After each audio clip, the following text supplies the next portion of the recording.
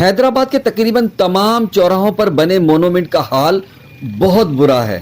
शहर को खूबसूरत बनाने के तो बहुत दावे किए जाते हैं, लेकिन जो सूरत हाल है वो आपके सामने है। हालांकि चौराहों पर बने मोनूमेंट वाकईतन शहर को खूबसूरत दिखाने में अच्छे लगते हैं। मैं इस वक्त मौजूद हूँ लतीफ़ाबाद 8 नंबर में और मेरे सामने मौजूद है हैदराबाद की मशहूर फूड स्ट्रीट और यहाँ पर मौजूद ये चौराहा। इस गोल चौराहे पर आपको बहुत सारी इलाके में घूमने वाली आज़ाद गायें नज़र आ रही होंगी, जो सारा दिन इलाके में घूम फिर कर रात को इस चौराहे पर आकर स्टे करती हैं। कुछ तो भेटियां लड़ाने में लगी हैं, कुछ चुगाली करने के अंदर लगी हुई हैं और कुछ हमारी इंतज़ामिया का मुंह चिढ़ा रही हैं। लेकिन जो भी मंजर है बहुत बुरा है।